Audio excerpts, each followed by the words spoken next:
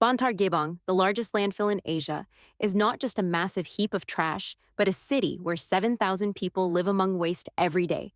Facing pollution and poverty, would you dare to live here? Discover the surprising reality of life in Bantar Gebang. Introduction to Bantar Gebang.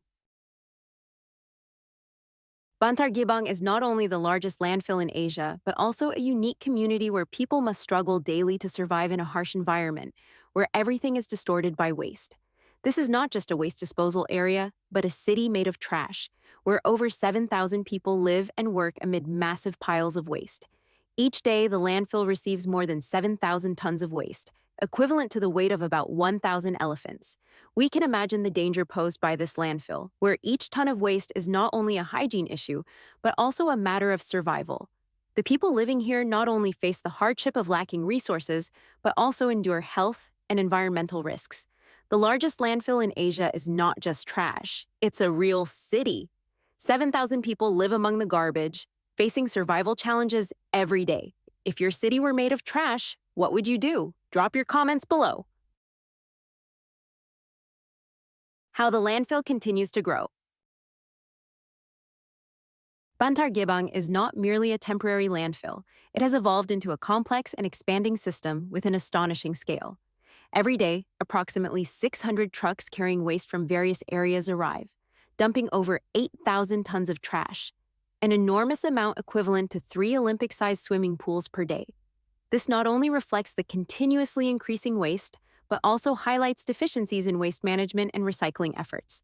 Waste is processed in an organized manner, utilizing heavy machinery to compress and pile the trash into ever thicker layers.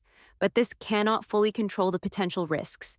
While waste management methods may help reduce the amount of waste, they also create unforeseen hidden dangers. One of the greatest risks is methane gas, which is produced during the decomposition of organic waste. This methane is highly flammable and can create time bombs within the landfill. If not carefully controlled, methane could explode unexpectedly, causing environmental disasters that no one can predict. This not only threatens the health of those working and living there, but could also have a much wider environmental impact. Bantar Gebang is not just a landfill. It's a city living off trash. 600 trucks, 8,000 tons of trash every day. Truly a flourishing life made from waste. Would you dare to live here? Comment below. The people living and working in the landfill. The residents and workers of Bantar Gebang are primarily families who have migrated from rural areas, driven by the hope of finding a better life and more opportunities in the city. However, instead of discovering better prospects, they have found themselves trapped in a vicious cycle of poverty with no clear escape. These people, known as pemulong, primarily survive by scavenging and recycling waste. Their daily work involves sorting through heaps of garbage, searching for valuable recyclable materials such as metals, plastics, and paper, which they can sell to make a living. Unfortunately, the income from these activities is meager. A person working in the landfill can earn between 500,000 to 1 million rupiahs per month, roughly 30 and 65 USD, an amount that is grossly insufficient to cover their basic living expenses, such as food, shelter, or even essential health care. This situation highlights a stark social injustice, as these laborers, who work tirelessly in harsh and dangerous conditions, endure extreme hardship, yet have no viable opportunities to improve their lives. Despite working from dawn to dusk, often with no rest, they still cannot meet their most basic needs. The struggle for survival becomes a constant battle against overwhelming odds. In addition to their financial struggles, these families are often unable to invest in their children's education.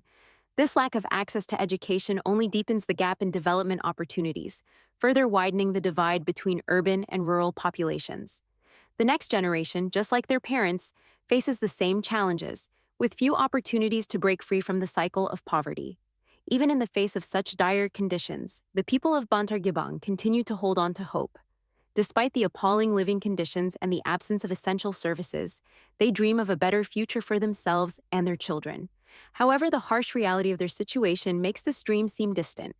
The lack of resources, opportunities, and infrastructure keeps them locked in a life of struggle. The people living in Bantar Gebang are a testament to human resilience, but their hope for a brighter future is constantly challenged by the scarcity of resources and opportunities around them, pushing them further away from the better life they so desperately desire. Food in the Trash City. One notable feature of Bantar Gebang is the existence of makeshift food stalls, providing hot meals for the workers in the area. However, these meals are not ordinary. They hide serious health risks. The food here is typically prepared by burning plastic waste, an incredibly harmful practice. Burning plastic not only serves as a primitive method of cooking, but also releases toxic gases, including dioxins and other chemicals. These substances not only pollute the air, but can also accumulate in the human body, leading to long-term health issues, especially respiratory diseases and cancer. One of the signature dishes in this area is tofu rack, trash tofu, made from real soybeans but cooked with the flame from burning plastic. While this dish is very cheap and serves as a survival solution for the impoverished people of Bantar Gebang, the use of plastic as fuel presents a significant health risk. The chemicals released during the burning of plastic can cause severe health problems, including cancer, respiratory issues, and even neurological damage. These dangers not only directly affect those consuming the food, but could also pollute the surrounding environment, impacting the health of the broader community. This issue is not just about food safety, but reflects a deeper concern regarding basic human rights, the right to access safe and healthy food. For those living in harsh conditions like Bantar Gebang, having access to meals that ensure safety and health is not a given. It is a distant hope. They are forced to accept harmful choices simply due to poverty and deprivation. Burning plastic to build a city. Plastic waste at Bantar Gebang is not just a serious environmental issue. It has also become a resource for an underground industry, particularly in the production of quicklime, an essential ingredient in the construction sector. The burning of plastic has become the primary method for producing quicklime, helping construction companies reduce costs. But this comes with serious environmental consequences. When plastic is burned, it releases dioxins and other harmful chemicals that can pollute the air, soil, and water, directly affecting human health. These toxic substances not only linger in the air, but also infiltrate the food chain, posing long-term risks to public health, particularly for those living near production areas. These dangerous chemicals can lead to cancer, respiratory diseases, and other health problems. The practice of burning plastic to produce quicklime has created a vicious cycle between economic development and environmental pollution. While it offers short-term cost benefits, it increases health and environmental risks in the long term, making such development unsustainable. Burning plastic to save on construction costs, but literally burning our future. Would you want to live in a city built from trash? Comment below. The true cost of Jakarta's development. Jakarta, one of the most densely populated and rapidly growing cities in Indonesia, faces a massive challenge in waste management. While its rapid development has brought about numerous achievements in terms of infrastructure and economic growth, it has also led to hidden environmental costs that cannot be ignored. Every day, Jakarta generates over 8,500 tons of waste, a staggering amount that most of which is transported to Bantar Gebang.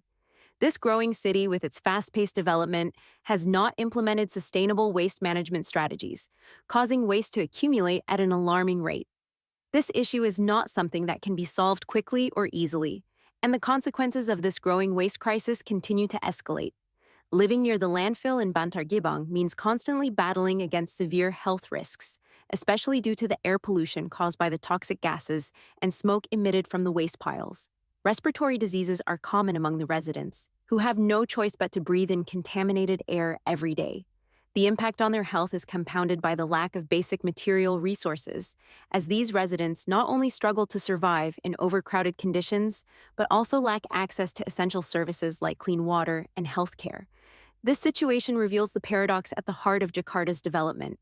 The city is becoming increasingly modern, yet this very development is placing an overwhelming burden on both the environment and the health of its population, with the poorest communities bearing the brunt of the damage. The very individuals who contribute the least to the city's waste are the ones who suffer the most from its harmful effects. the cost of convenience. Bantar Gebang is not just a massive landfill, it is also a powerful symbol of the stark class divide in modern society. It stands as a testament to the relationship between consumption in developed urban centers and the disposal of waste. The truth is, what we discard in wealthy cities like Jakarta doesn't simply vanish, it gets shifted to areas where the most vulnerable populations live. Areas like Bantar Gebang, where the poor are forced to bear the consequences of the excesses of others. The waste generated by cities like Jakarta not only pollutes the environment, but also perpetuates a vicious cycle of poverty and pollution, trapping people in an endless loop with no clear escape. The residents of Bantar Gebang endure incredibly harsh living conditions. The air quality is severely polluted, with toxins from the waste piles filling the air, and the environment around them continues to deteriorate. Yet, despite these overwhelming challenges, the people of Bantar Gebang hold on to hope. Their dreams of a better life remain intact, even in the face of such adversity. Although they live in extreme poverty, lacking both material resources and opportunities for advancement, they remain resilient. The hope for a brighter future, however slim that hope may be, is what drives them to keep searching for opportunities, no matter how small. Their perseverance in the face of seemingly insurmountable obstacles serves as a powerful reminder of human strength and determination. The hope for a better future is not just a dream, but a necessary lifeline that helps them push through their daily struggles, showing the incredible capacity for resilience in the human spirit. Education and opportunities for the next generation. In Bantar Gebang, education is not a natural right, but a distant dream for most children. The children living in this area do not attend school like other children in different areas. Instead, they learn how to sort waste in order to survive. Sorting waste has become their main task, not just to make a living, but also to find valuable recyclable materials, from metals to plastics, which they can sell for money. This is not just a laborious task, it is the only alternative to going to school, as education is almost a luxury for these poor families. While they understand the importance of education as the only way out of poverty, many parents in Bantar Gebang face a harsh reality. They cannot afford to send their children to school, so they are forced to sacrifice their basic needs, even skipping meals to save money for their children, to buy books and school supplies. Some even go as far as to skip meals, reducing essential expenses just to maintain the hope of a better future for their children. However, this is not an easy feat, as the harsh living conditions, lack of basic services like education or healthcare, and an environment that doesn't support the development of the youth make the dream of education even harder to reach. They see education as the only bridge to a different future, but that opportunity remains elusive, as everything around them does not support the development of the next generation. These children not only lack access to education, but also face serious health risks from their living environment. This reflects a heartbreaking reality of injustice and social division. While the desire for a better life is always present, the opportunity to achieve it is limited by the material difficulties they cannot overcome. In Bantar Gebang, the dream of a bright future seems almost unattainable, as basic needs like education and healthcare are neglected. Children in Bantar Gebang learn to sort trash instead of going to school. Parents sacrifice meals to buy books. Are you still complaining about homework? Comment below. Scavenging work in poverty.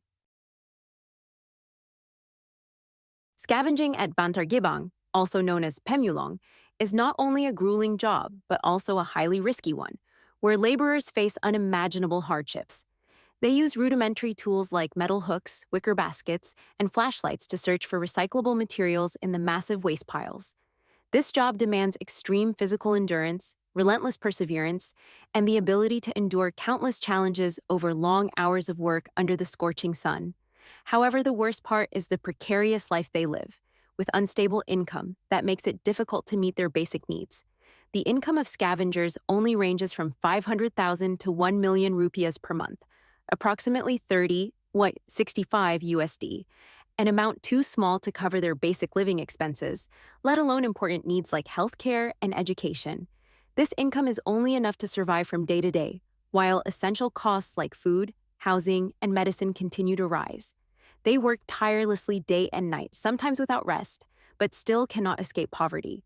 While scavenging is an essential job to survive, the Pemulong face injustice in the distribution of resources and opportunities in society. They are trapped in a cycle of poverty, unable to change their circumstances. The financial hardship prevents them from investing in long-term opportunities, especially education for their children, resulting in a generation without the tools to overcome adversity and escape poverty. This is a heartbreaking reality, as the poor laborers do not have the opportunity to improve their lives despite working hard and persevering. They become victims of an unfair system, where opportunities for a better life are limited by external factors they cannot control. Toxic food from trash tofu. One of the common dishes in Bantar Gebang is tofu rak, trash tofu, made from real soybeans but cooked using plastic waste as fuel. While the dish has a distinct smoky flavor, burning plastic to cook it is extremely toxic. The burning process releases harmful substances like dioxins and carcinogenic gases, which can severely damage the respiratory system and increase the risk of diseases such as lung cancer and heart disease. Dioxin, one of the most toxic chemicals produced, remains in the body for a long time, accumulating across generations. These toxins not only affect those eating the food, but also spread to the environment, contaminating the air, soil, and water, causing long-term harm to public health. The people living in Bantar Gebang have no other choice but to consume these dangerous foods, as it's the only way they can survive in such a deprived and impoverished environment. This situation highlights a larger issue. Food has become a major health risk for the residents, and their lack of access to safe food reflects a deeper social injustice. The poorest and most vulnerable people are forced to endure severe health risks simply because of their poverty. Silent deaths, illness, and mortality hidden in the trash. In Bantar Gebang, death often arrives not with noise, but with silence, creeping in through the lungs, the skin, the bloodstream. The causes are rarely dramatic. Instead, they are insidious and slow, rooted in years of breathing in toxic fumes, living among decaying waste, and consuming food cooked over burning plastic. Without access to clinics, medicine, or even basic hygiene, the people here are left defenseless against the onslaught of illness. Most have never seen a doctor in their lives. Preventive care is unheard of. A persistent cough goes untreated until it becomes tuberculosis. A minor rash turns into a life-threatening infection. Respiratory diseases, gastrointestinal disorders, and chronic conditions are commonplace. Cancer? It goes undiagnosed and untreated. But perhaps the most disturbing part of it all is what happens after death. There are no obituaries, no graveside eulogies, no proper funerals. Corpses are often buried hastily, without documentation or state recognition. Many die nameless, their lives erased by the very system that failed to protect them. These invisible deaths are not just a tragedy, they are a human rights crisis. Every person who dies this way is a stark reminder of how the world has chosen to ignore those it deems expendable. Behind each mound of garbage lies not just waste, but a broken life, a broken system, and a silent scream that no one seems to hear. Children and Shattered Dreams, a childhood in the city of trash. For the children of Bantar Gebang, there is no such thing as innocence. From the moment they can walk, many are handed hooks and sacks, learning to scavenge from piles of refuse instead of reading books or learning math. Education is a distant fantasy, often crushed by the pressing need to help feed the family. Childhood here is marked not by school bells or lullabies, but by the clang of metal, the sting of noxious fumes, and the ever-present threat of disease and injury. Kids run barefoot across shards of broken glass and rusted nails. They wade through puddles of chemical runoff. They know how to recognize recyclable metals better than they know the alphabet. Some NGOs have tried to change this grim reality by setting up makeshift schools and mobile classrooms, but their reach is small and the demand is overwhelming. For every child that makes it to a lesson, dozens more remain trapped in the cycle of poverty and labor. And even for those who get a taste of learning, the odds of escaping are still bleak. Without consistent support, these brief moments of hope often fade. The landfill crushes not just garbage, it crushes dreams. It steals imagination and replaces it with survival instincts. These are children born into invisibility, growing up in a world that never expected anything from them and never gave them the chance to hope for more. Tech waste, a new threat. Knocking on Bantar Gebang's door. Amid the endless hills of household waste, a new and more sinister threat is rising. Electronic waste, old phones, discarded printers, cracked televisions, and faulty batteries now join the heaps of plastic and rotting food in Bantar Gebang. But unlike banana peels or soda cans, e-waste hides a cocktail of toxic substances, lead, mercury, arsenic, cadmium, that do not decompose or vanish. They seep into the soil, contaminate water sources, and emit invisible but deadly vapors. Worse yet, these poisons accumulate in human tissue and cause irreversible damage, particularly in children whose bodies are still developing. With no regulation or training, many residents disassemble electronics to salvage wires and metal components for resale. This hands-on work is done without gloves or protective gear. People inhale fumes from burning wires. They break apart batteries that could explode. They melt circuit boards, unaware that the fumes they breathe can shorten their lives by decades. All of this for a few cents worth of copper or aluminum. It's a tragic paradox. While the global tech industry boasts innovation and progress, its discarded remnants are poisoning the planet's most vulnerable. Bantar Gebang is becoming an unintentional graveyard for digital waste, a place where the promise of modernity turns into a toxic curse. The question we must ask is, as we chase the next upgrade, who is paying the hidden price for our convenience? Women of the Landfill: Survival, Strength, and Silent Sacrifices. Behind every mountain of trash in Bantar Gebang is the quiet labor of women. Mothers, daughters, grandmothers, who bear the invisible weight of both survival and sacrifice. Women here don't just scavenge, they also cook, care for children, wash clothes in contaminated water, and try to maintain some form of dignity amid unimaginable filth. Many wake up before dawn to claim spots on the trash hills, racing to sort waste before the trucks arrive. They carry infants on their backs while sorting sharp metal and glass, exposing themselves and their children to constant harm. The concept of rest or leisure is non-existent, but beyond the hardship lies incredible strength. These women form informal support networks, sharing food, childcare, and even the little medical knowledge they have. In a place where the state has failed, sisterhood becomes a survival strategy. Yet they also face unique dangers: harassment, exploitation, and the constant threat of violence in a lawless environment. Sanitation facilities are nearly non-existent, putting their safety and hygiene at constant risk. With no access to reproductive health care, many suffer in silence through infections, complications, or pregnancies they can't afford. The women of Bantar Gebang are the unspoken backbone of this trash city. They endure more, risk more, and often receive the least.